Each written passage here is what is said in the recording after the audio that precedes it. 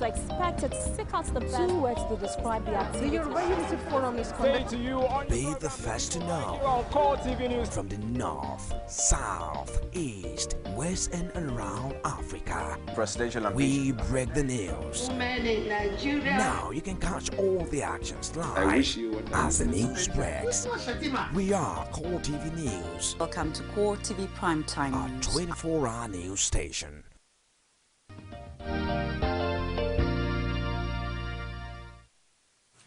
Thanks for staying tuned on Core Digest this Tuesday. Good to have you always. Of course, earlier the Minister of Finance and coordinating Minister of the Economy, I hope I got that right, Okonjo Iweala was at the floor of the National Assembly to present the 2015 budget. Of course, there were issues as regards whether she should be representing Mr. President for a second term, but that also was swept beneath the carpet by the Speaker of the House of Reps. Of course, what has been the improvement thus far on the budgetary allocation that we've had in Nigeria? Some have talked about how much work needs to be done to increase the capital expenditure so that we don't have a situation whereby recurrent expenditure becomes perpetually more than the capital expenditure. I'm joined now by CEO Economic Associates. It's also an economist, Dr. Ayo Teriba. Good morning, and thank you for joining us on Core Digest. The 2015 budget has already been tabled at the floor of the National Assembly. There are issues as regards what the oil benchmark remains for the 2015 at $65 per barrel. What are your thoughts and your reaction to this new development? Well, I'm not sure. $65 a barrel benchmark is maybe more than a week. And yeah, it's a pity that Nigeria's budget, still gets anchored, on the oil price benchmark.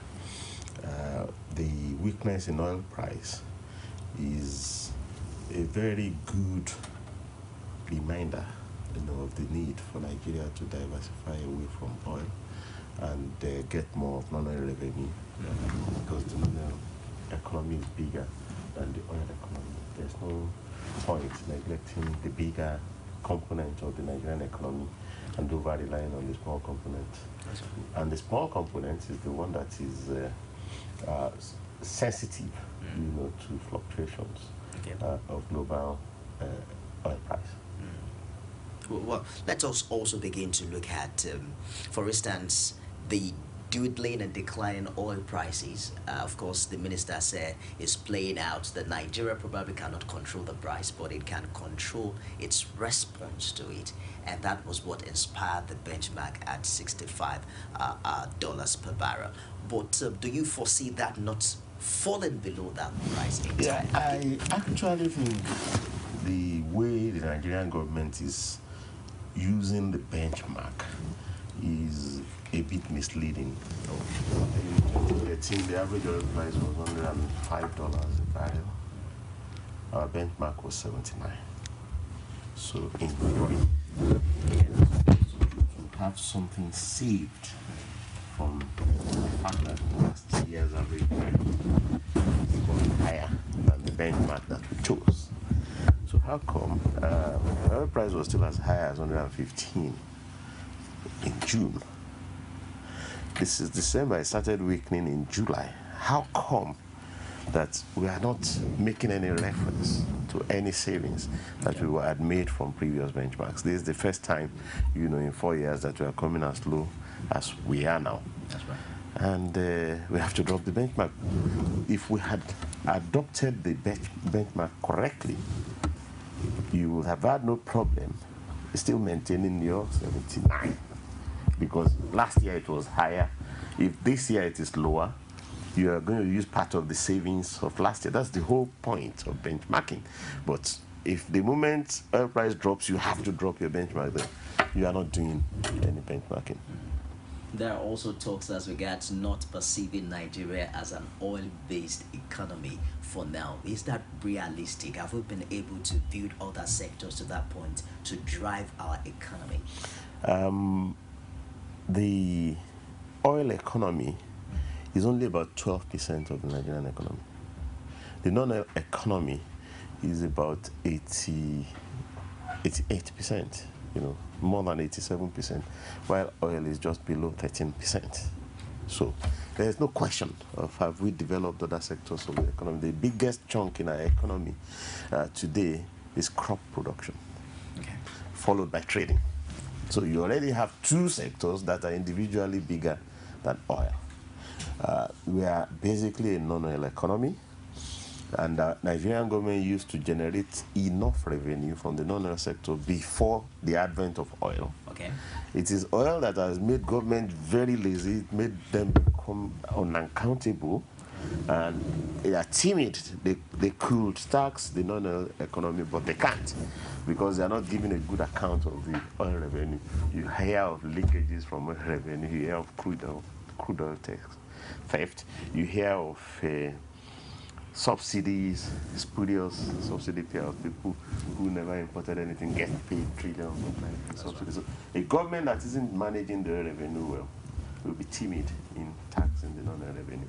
So if you have a government that is honest, that can guarantee the people that any money they raise from non-oil revenue, they will use it to make a difference to the life of the people, I think Nigeria will do what other countries around the world do. That is, get adequate revenue from non-oil sectors. And they will have enough money, for example, to educate our children, to give, quality health service, maintain security, defend the territory, and provide needful infrastructure. The 2015 budget has about something between 15% of capital expenditure. What is your own informed interpretation of such budget for a country like Nigeria? Well, the problem with inadequate revenue is that, unfortunately, capital spending gets choked out of the equation. You must pay salaries, you must run operations, you must service debt. That's recurrent budget. So those, you should invest. So there's no compulsion. There are things you must do. If you owe debt, you must pay interest on it and repay principal. If you have staff, you must pay their salaries and allowances, and you must make sure they can run their offices and so on.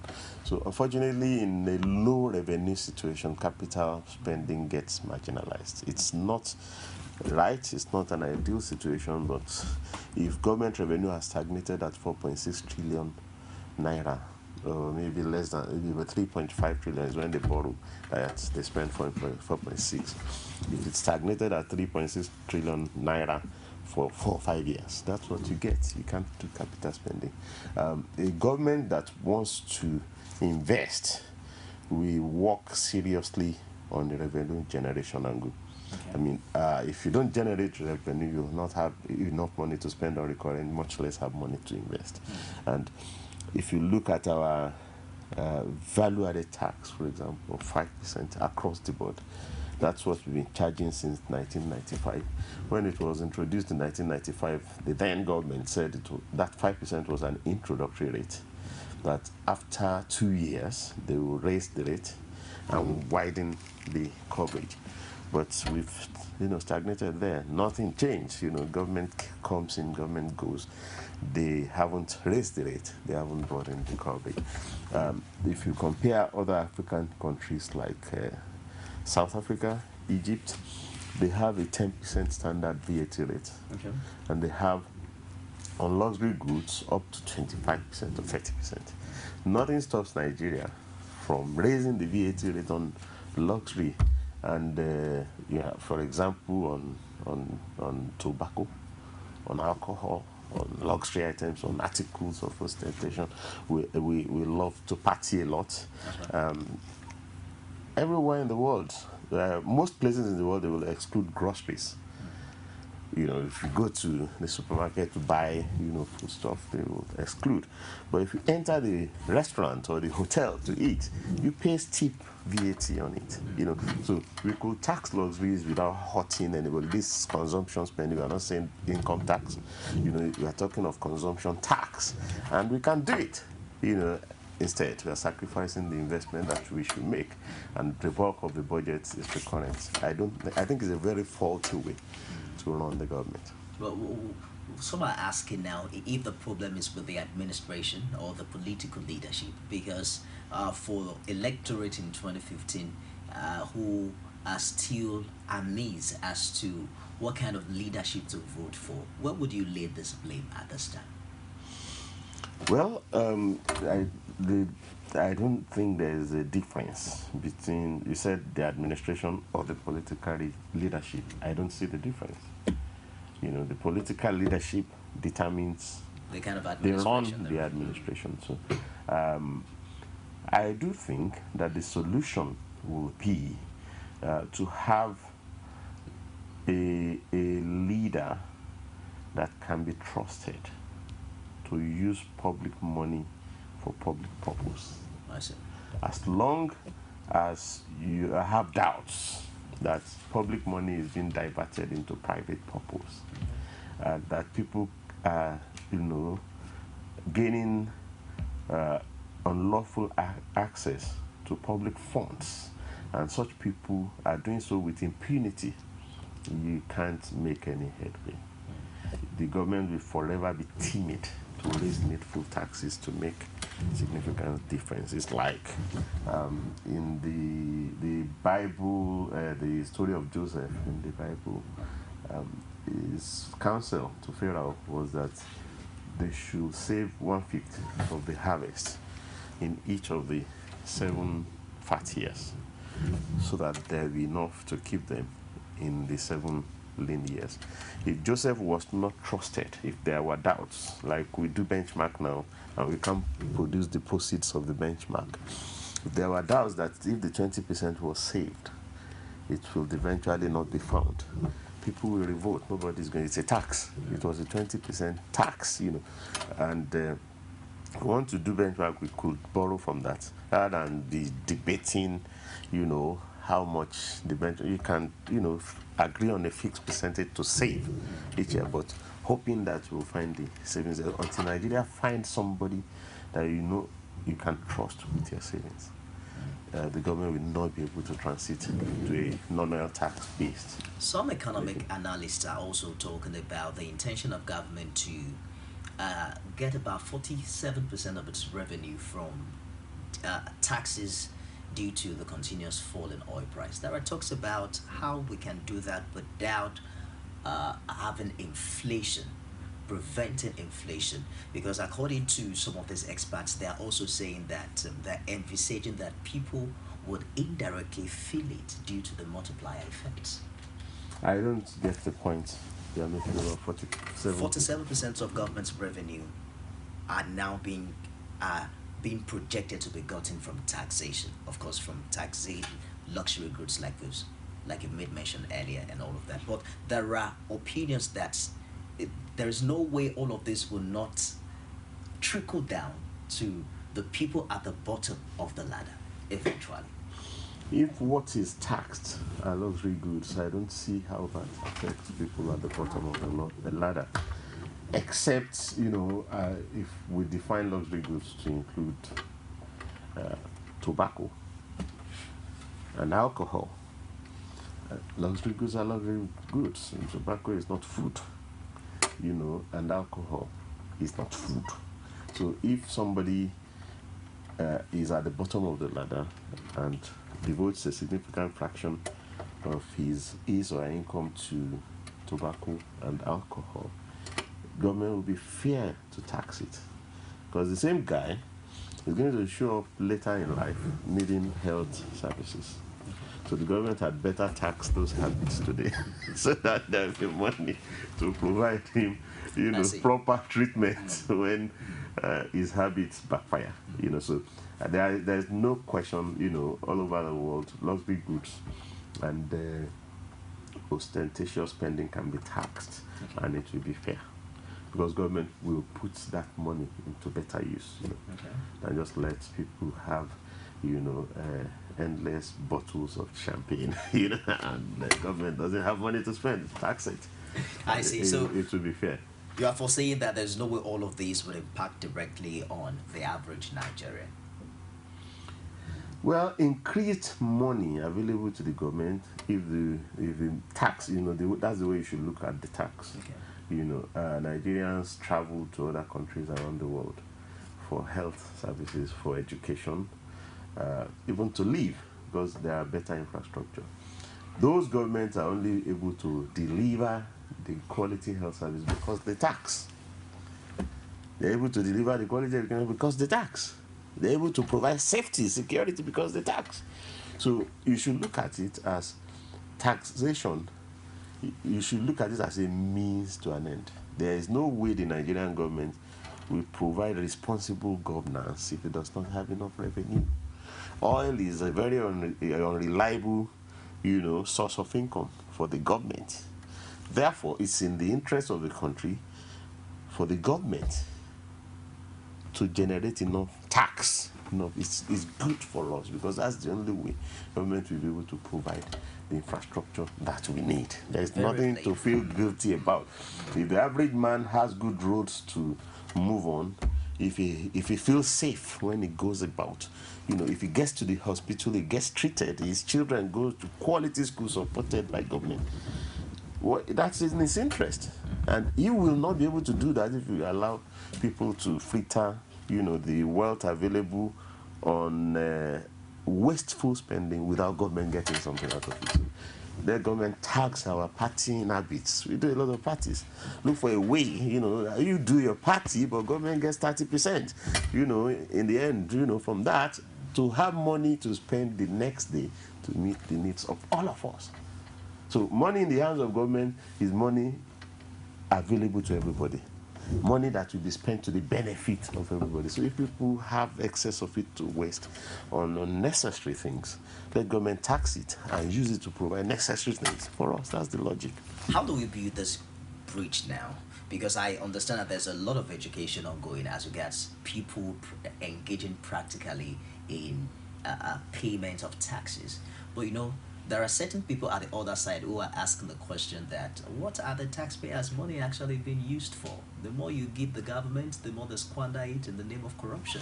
So how do we enhance that culture in this class? What I know in Nigeria today is that government does not collect taxes. The tax collection rate of the federal government is a joke. You have an 80 trillion economy. About 70 trillion of it is non-oil. And from the 70 trillion non-oil economy, we don't generate 3 trillion. We don't generate up to 5%. I think it's about 5% tax rate, recovery rate from the non-oil sector. So we're saying they're paying taxes. Tax collection drive is very weak. It's only at the state level, and it's just one state, exceptional state is Lagos, where they do generate, significant, revenue from taxation. Other states don't, so we are hoping to have, transition to a regime in which government actually gets the bulk of their revenue from taxation. In that kind of environment, government must be accountable. You must demonstrate that the money you want to collect, you must show us what you are going to do with it, or who is going to benefit. Otherwise, there will be, uprising. They won't let you, collect it. And if you collect it and divert it, there will be uprising. So the reason why there is no accountability is that government does not raise revenue from taxation. Government raises revenue from oil. That's cheap to do. So nobody is going to, be asking me questions. So it undermines accountability. So the taxes are not currently significant. Any type of tax. I don't think there's any type of tax in the country now that generates up to 1 trillion in an 80 trillion naira economy. South Africa, the tax revenue as a fraction of GDP is about 25% of GDP. Egypt, the same, Algeria. Most of the other, big, medium to large African economies generate a quarter of their GDP, in taxes. That's non-oil economies. The oil economies like Algeria and Angola generates a third, 33% of GDP. Angola does 41% of GDP because Angola is mostly oil. Nigeria, on the contrary, generates about 12% of GDP. The government is plain lazy, and that 12% of GDP already includes oil revenue. Oil revenue at 8.5%, non-oil revenue at, I think, 3.7%. So I think that government has been lazy, and it shows. It shows in every facet of our life. Whether you're talking security, you're talking even now defense. You can't, deal with insurgents. But how do you see us make that transition from where we are now to being a taxpayer's economy, if that language is right? A government that struggles with itself can't engage anybody, on a serious note. You need a government that gets itself to be able to engage the people and say, hey, we will do this, we will do that for you. Therefore, we will impose this tax. So, unfortunately, in the last 4 years, there is no conviction, that the government or any of its agencies understands, what's needful to do in a country like Nigeria. So it's something of a good news that an election is close by. In about 9 weeks, we would have a general election, and it will be interesting to see, how Nigerians will speak. I do think that a change is needful. It's all right. Let's also, just before we round up, look at the feasibility of all of these projections from the 2015 budget. Oil production remains at 2.2782 million barrels per day. Benchmark oil price, we talked about that earlier, $65 per barrel. But the GDP growth rate is projected at 5.5%. Exchange rate 165 naira to US dollar. Non-oil revenue 684 billion and all of that. Trillion. Oh no, it's billion actually written here. I don't know. 1684.63 billion. 1.684 trillion. Why do you need to say 1,684 billion? Why don't you say 1.684 trillion? I see where you're coming from there. Then the fiscal deficit of 755 billion naira, or 0.79% of GDP. Domestic borrowing 570 billion, down from 571.9 billion naira in 2014. What's capital spending compared to domestic borrowing? The what? Capital spending. Okay, compared to, I don't have all the facts here, but let's just quickly look at some of these projections that I've itemized. Do you see all of these gelling out in 2015? For instance, the growth rate now, I believe, has even come down from the projection that we have on this list. Well, the minister basically is acknowledging the negative impact of both the external shock and the policy response on the growth outlook. Since July, you've had significant drops in commodity prices, particularly the oil price. You've had significant contraction in the market capitalization in Nigeria. Indicative, you had contraction in both market capitalization and reserves, indicative of increased capital outflow. Okay. Now, lower commodity prices, increased capital outflow, or reduced market capitalization tells you that total incomes in the nation has dropped. Total spending in the nation would also have dropped. Therefore, growth will decelerate. But in November, both the Ministry of Finance and the Central Bank came out to announce policies that will worsen that decline. The Ministry of Finance said we are cutting government spending. Yeah? If you So economy has dropped.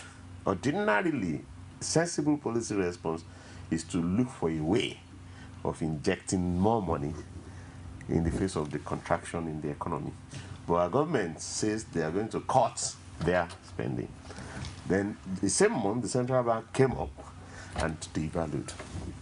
Devalued also depresses the real economy, yeah. But they didn't stop at devaluing, they raised the interest rate. Interest rates also wasn't income and spending. They raised the reserve requirements. So the cumulative effect of all this is that our GDP growth is going to be lower next year. That's what the minister is acknowledging. So there's nothing to dispute in it. If we bring all of this down to the language the ordinary Nigerian can understand, what is the expectation for that average Nigerian, a civil servant, a businessman? What should be the expectation in 2015? Well, ordinarily, if you see, there is very little you can do to global commodity prices. They will go up for a while and go down for a while, but that's not the end of the story, because every contraction in oil price will be followed by a recovery. So it's a cyclical thing. What responsible national governments do is to try and save on the upturn and then release the money on the downturn, the Joseph kind of thing. What our government has done is that they have told us we were saving during the upbeat, but indeed they didn't keep the savings. They had been spending it. Now that we have a downturn, they don't have the money to prop economic activity up, and therefore, if there's a downturn, they're going to add to the downturn. Unfortunately, that's not good for the outlook of the economy next year. So things have been bad because of the global shocks, but government policy intervention have made things worse. The good news is that this contraction in the commodity price is not going to persist. Okay. I think it's a temporary thing. In another quarter or so, we should see commodities go back up. So never mind, your government is not able to do anything to mitigate, the negative consequences of the contraction in commodity prices. But don't worry, the market itself will rise again, maybe one quarter down the road, and that should brighten the outlook. Let's hope that commodity prices rise sooner rather than later. But our government have no competence to try and mitigate the negative consequences of the weaker commodity prices. You just have to hope, that markets will rise again and lift incomes and lift the welfare of the population. Doctor, we have to let you go now, but one of the reasons why certain senators and House of Reps came up with the idea of impeaching Mr. President was what they call poor budget implementation over the years. Do you see this particular 2015 budget maximally and perfectly implemented in time? Oh, well, there isn't much to implement in the budget. It's dominated by salaries, overheads. I think most of the argument comes from capital spending, and this is the least component of this budget. We've been told that capital spending is going to be cut. The minister has said that they will emphasize completion of ongoing projects, so there is not going to be new projects. And in any case, this government is going to be there only for 5 months. There's going to be an election in February. If you're looking for a year, in which budgets will be implemented, satisfactorily, it shouldn't be in an election year. We're not sure who's going to be in charge from June, and capital spending for 1 quarter and 2 months cannot define the budget for the year. So let's wait and see. So irrespective of the leadership, the budget remains the same, right? Irrespective of the political leadership. It doesn't remain the same. Governments determine what their budget will be. Okay. And the visionary government would implement a budget that includes more capital projects. You see the difference, in the amount of cash. Like Lagos is an exemplary state. It's not It could do better, but it's already doing better than most. The government is keen to make a difference, and therefore goes out of its way to raise revenue. And you can see how busy capital projects are across the state. Anywhere you turn to, you are seeing art being moved, you are seeing new parks being opened. And when the Nigerian government becomes serious as well, it will be like that. You turn this way, you find real development. You turn that way, you find this project. You turn that way, you find pipelines being laid and stuff like that. You find new, airports being built or new terminals being built and stuff. That's a purposeful government. You find new hospitals, new developments in universities and the rest of it. But when the government lacks purpose, they lack the vision. So they can't even ask people. You needed vision for Joseph to say save 20%, for 7 years. There is no vision, the people perish. So you need a government with vision, a government with will, to sort of push the country in the right direction. Dr. Ayo Teribas, the CEO, Economic Associates, joining us today on Cold Digest. Thank you very much for coming. Thank you very much. We're hopeful that subsequently you also find time to join us for more discourse on this show. A big thank you to everyone who tried to call. We had several dropped calls on the show today. I'm afraid it was a poor network provider we subscribed to today. Kabiru called in from Suleja, Eunice attempted call from Benue, Ahmed from Abuja, Vincent from Adamawa, and Patrick from Yola. A big thank you to all of you who tried to call. Don't forget that you can drop your comments, your inquiries, your questions, and of course your perspective on all of this discourse on our Twitter, and all you need to do is follow us at Cold Digest Live, and we would love to hear from you always. It's a wrap on today's show. Join us again, God willing, tomorrow as we begin our 2014 in retrospect. Stay with us, don't go away. Glad to have you join us on another edition of The Political Arena, the most detailed and incisive political show. You will see all sorts of politicians, even those who cannot manage their homes. We tell you to let them manage your lives.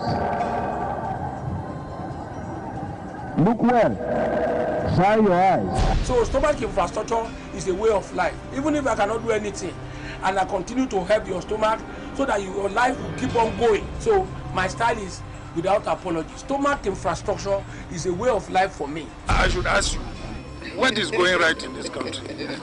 Is it education? Is it security? Infrastructure? Is it healthcare? What is going right? Absolutely nothing. We mean to win Lagos. PDP is going to win Lagos in 2015. And that means that everybody must be on board. INEC has colluded with the presidency, the opposing party, to rig this election from the data to the end. The successful conduct of free, fair, and peaceful elections in Ekiti is a good omen for the subsequent elections to come, and the 2015 general elections must be the best. The good, bad, ugly, and beautiful sides of the Nigerian political system. Join me every Sunday at 9:15 p.m. on Core TV News.